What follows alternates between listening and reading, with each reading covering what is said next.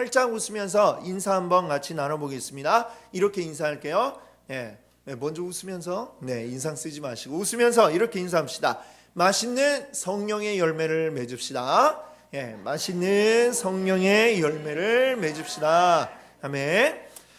오늘 여러분과 함께 나눌 말씀 제목은요, 성령의 열매, 아무것도 막을 수 없다.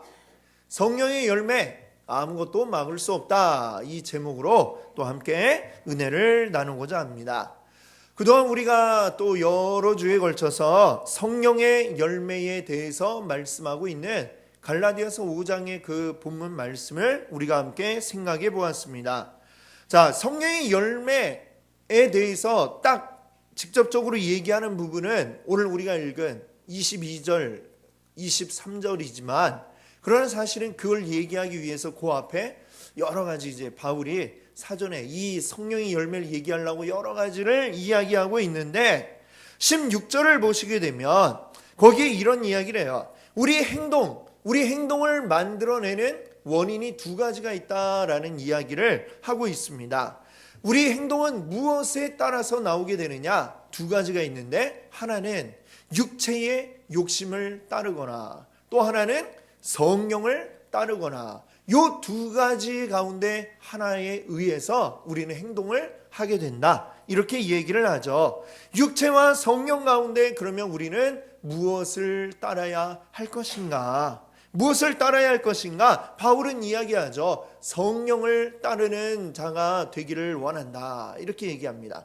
육체를 따르지 마세요 라고 합니다. 그러면서 육체를 따라 나오는 행동, 그리고 성령을 따라 나오는 행동, 이것들을 이야기하면서 이거는 정반대의 결과를 만들어낸다라고 하는 것이죠. 육체를 따르는 것은 어떤 것을 만들어내느냐? 20절, 21절에 보니까 나와요. 우상 숭배, 주술, 원수 맺는 것, 분쟁, 시기, 분냄, 또 당짓는 것, 분열함, 또 투기, 술 취함, 방탕함, 이런 등등 이런 것들이 육체의 욕심을 따를 때에 나오는 이 죄들이다 라고 이렇게 이야기를 합니다.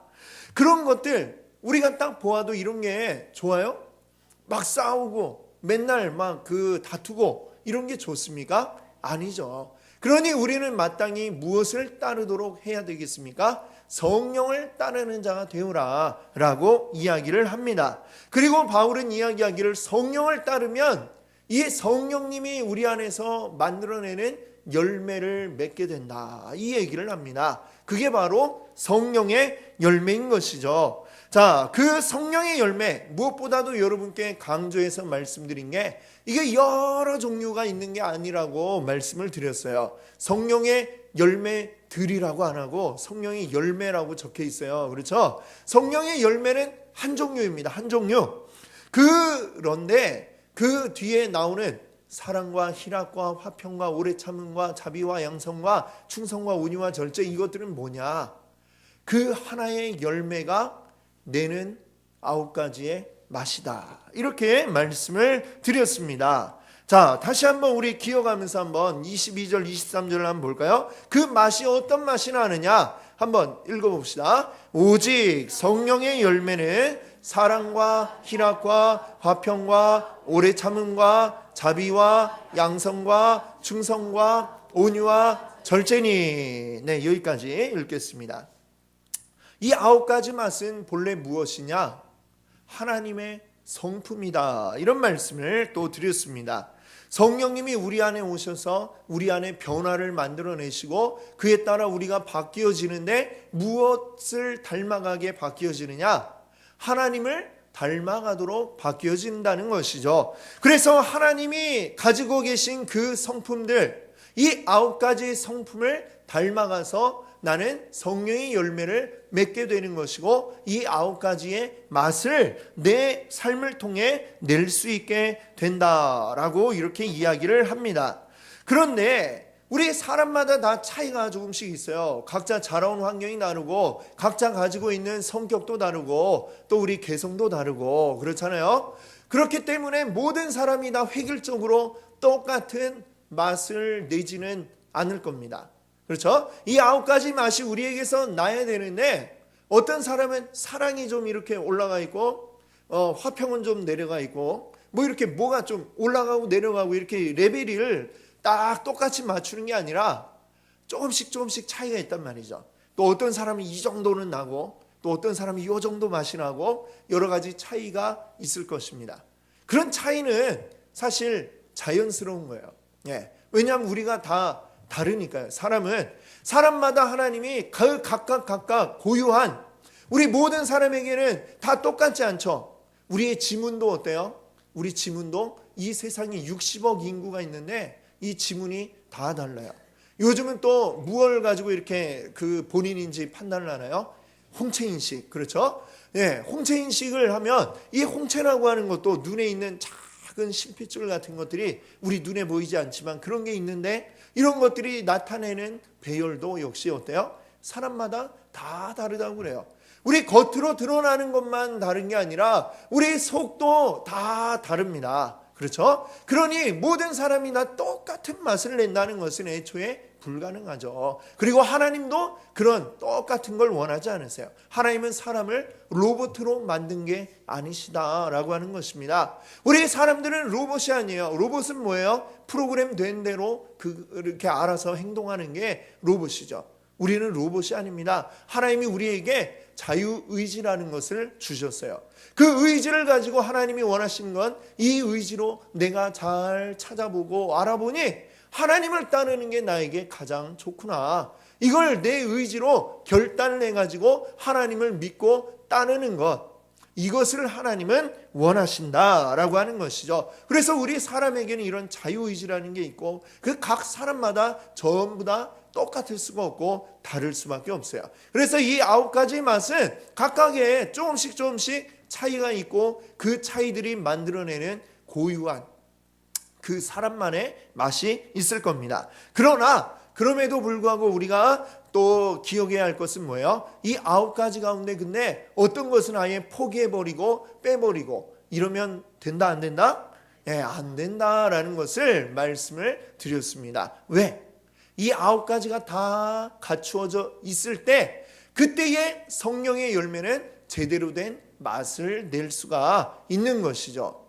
만약에 그 중에 하나라도 빠져버린다면, 나는 절제 이런 건 도저히 못하겠어, 그냥 딱 빼버린다?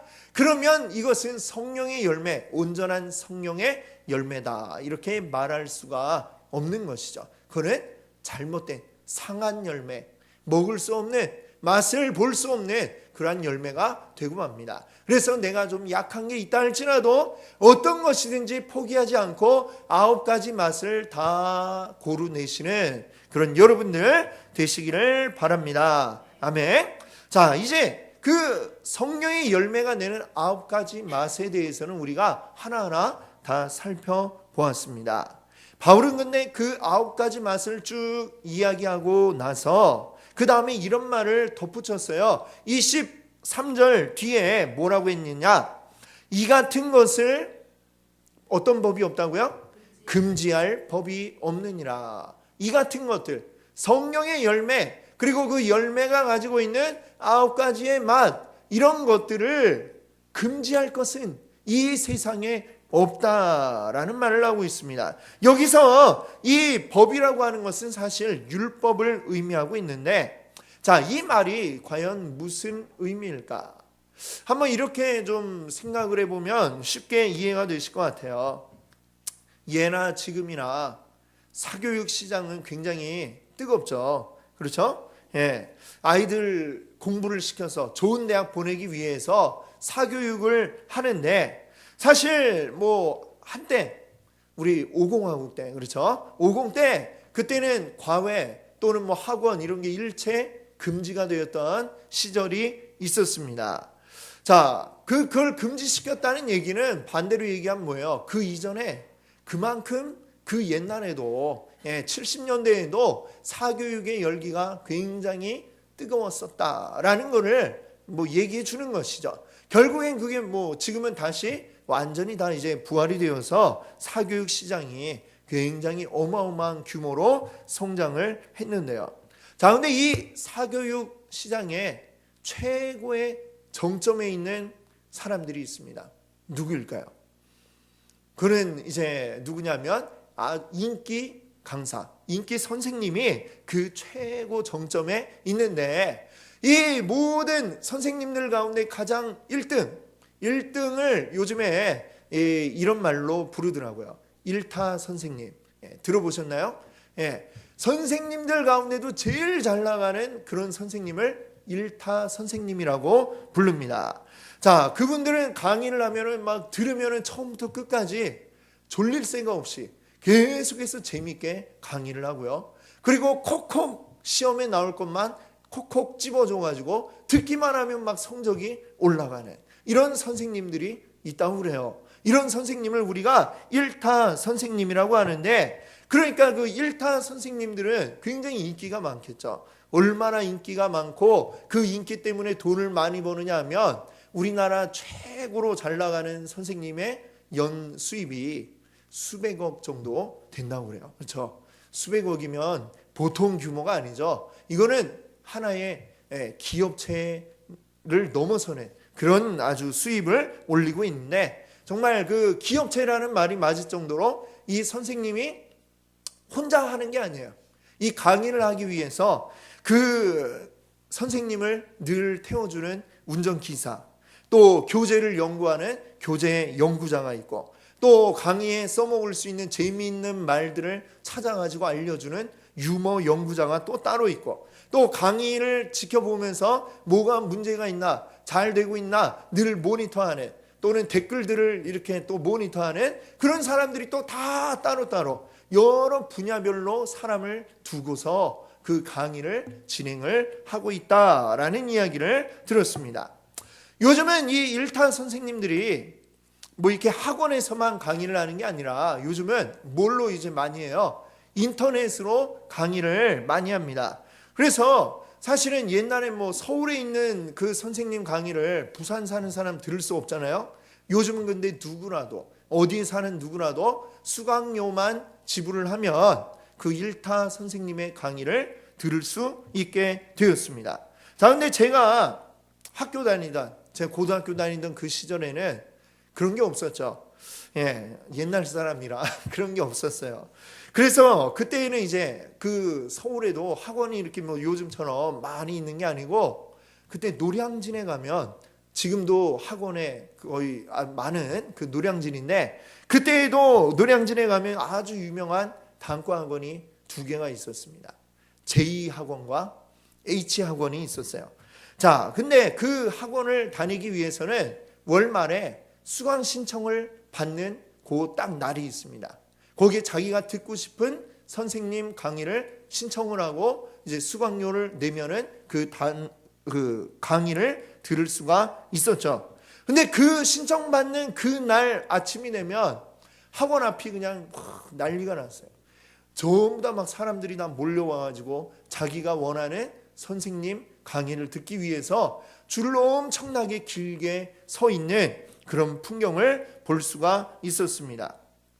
보통 우리가 흔히 말하는 일타 선생님들의 강의는 그 학원에서도 제일 큰 강의실, 거기 들어가 보면 막 강의실 의자는 완전 따닥따닥 붙어져 있고, 정말 겨우 몸을 구기고 들어와서 들어야 되는, 그런데도 불구하고 제일 먼저 마감이 되고는 했습니다. 그런데 그 줄을 서가지고 이 강의를 듣겠다고 줄을 서가지고 네 차례가 딱 되었는데, 그 선생님 강의를 딱 신청했더니 마감됐어요. 이래버리면 어떻게 될까요? 어쩔 수 없이 그 1타 선생님 강의는 못 듣고, 그 다음에 2타, 3타 이렇게 좀 인기가 떨어지는 다른 선생님들의 강의를 들어야만 했습니다. 자, 그 1타 선생님, 가장 인기 많은 선생님 강의를 신청하는데 성공만 해도 얼마나 기쁜지, 그 기쁨은 아마 그 줄 서보지 않은 분들은 모르실 거예요. 자, 그 선생님들 강의를 들으면 영어는 해석하지 못할 영어 문장이 없고, 수학은 풀지 못할 문제가 없었다라고 하는 것이죠. 오늘 우리가 좀 전에 보았던 말씀, 이 같은 것을 금지할 법이 없느니라. 이 얘기는 무슨 얘기냐? 성령님이 우리의 일타 선생님이다 라는 것입니다. 성령님은 우리에게 누구를 알려주시느냐? 하나님을 알려주신다는 것이죠. 그런데 성령님만큼 하나님에 대해서 잘 알려줄 수 있는 선생님이 이 세상에는 없다라고 하는 것입니다. 왜? 우리 삼위일체 하나님, 어떻게 삼위일체예요? 성부 하나님, 성자 예수님, 그리고 성령 하나님. 이 세 분이지만 동시에 한 분이다 라는 게 삼위일체죠. 즉 성령님은 어떠세요? 성령님이지만 또 동시에 하나님이신 분이니까 우리에게 하나님을 그 누구보다도 잘 알려줄 수밖에 없는 것입니다. 그래서 이 성령님은 우리 안에 오셔서 이제 말하자면 강의를 쫙 하시는 거예요.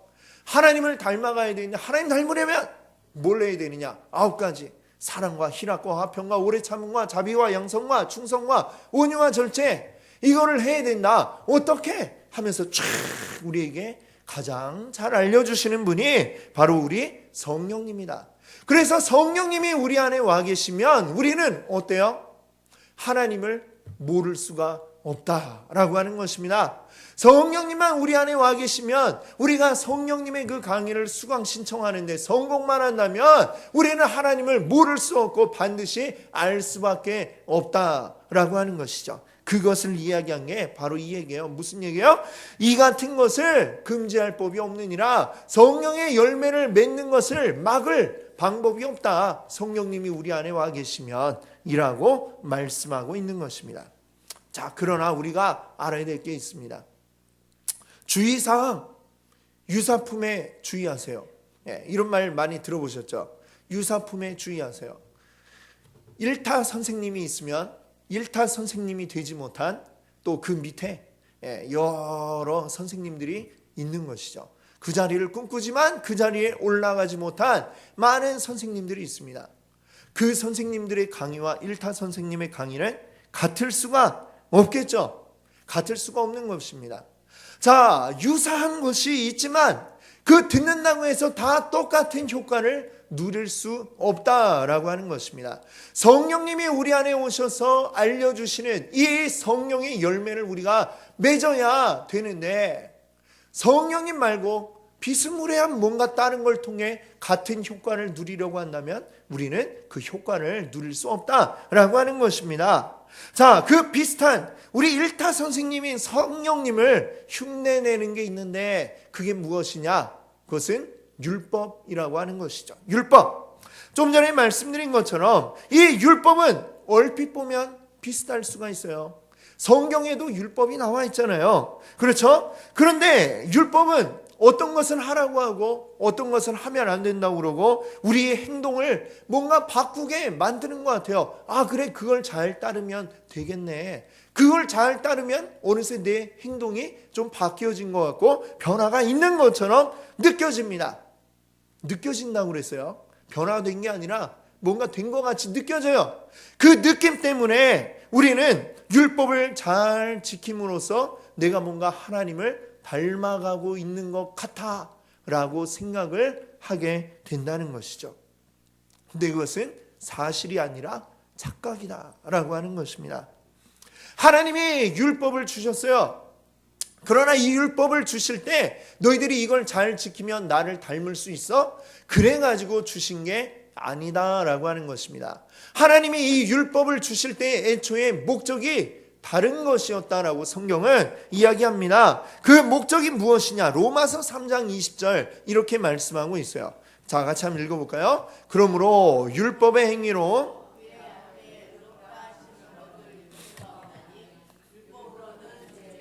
깨달음이니라. 아멘.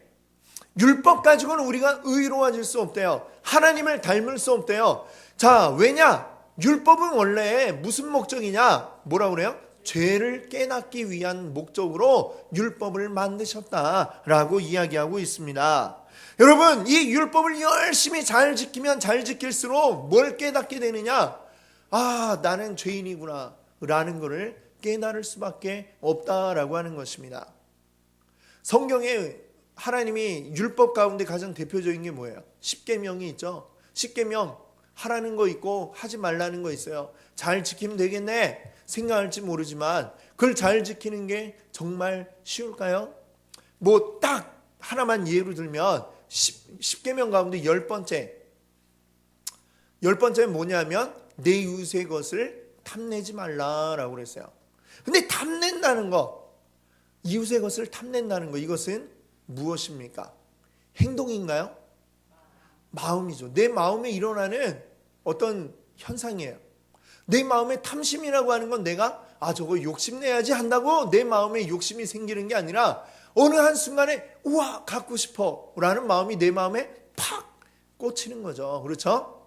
아주 값비싼 보석을 딱 보면 갖고 싶어 이 생각이 그냥 내가 의지와 관계없이 나에게 생겨나더라라고 하는 것입니다. 우리 남자분들은 우와 람보르기니 이렇게 딱 보면 어때요?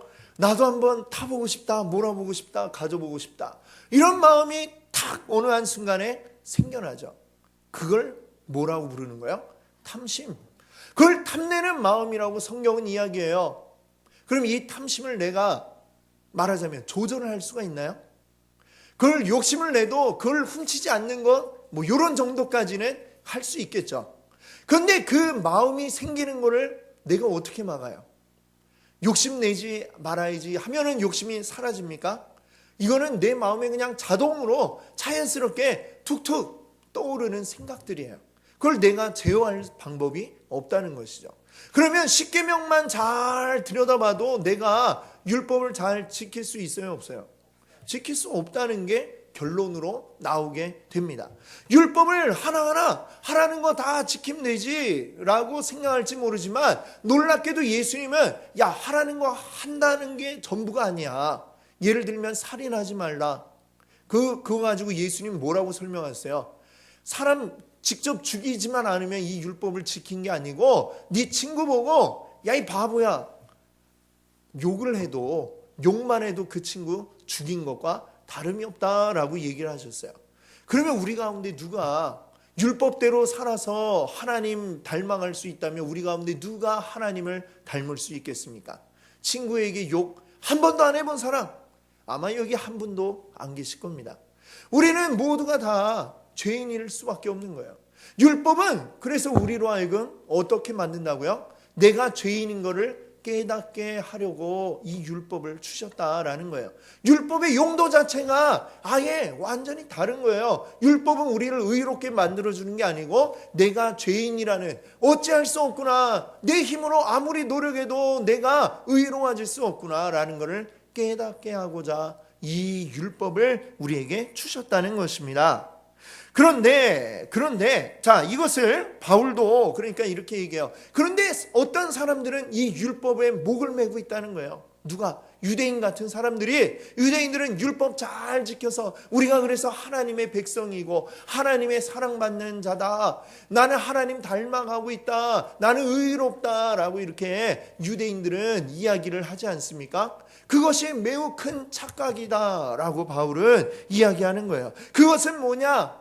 성령님을 흉내낸 가짜 유사품, 진짜 일타 선생님이 아니고 그걸 흉내내고 있는 가짜 선생님이다 라고 이렇게 이야기를 합니다. 그래서 이 유사품에 조심하지 않으면 우리는 어떻게 된다는 거예요?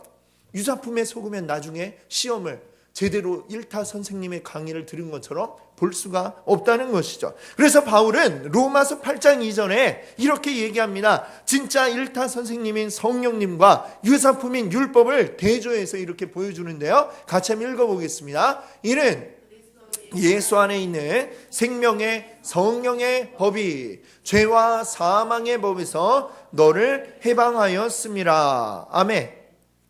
이 구절에서 딱 대조해서 보여주죠. 생명의 성령의 법.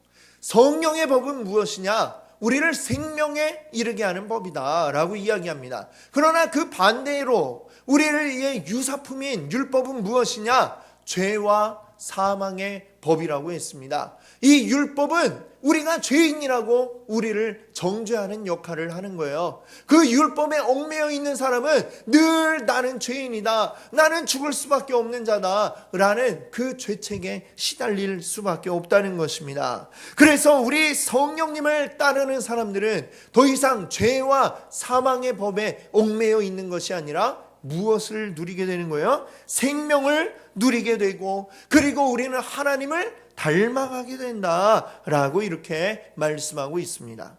참 생명의 법인 성령님, 이 성령님을 따르시는 여러분 되시기 바랍니다. 아멘. 자, 근데 우리가 또 주의할 게 또 있어요.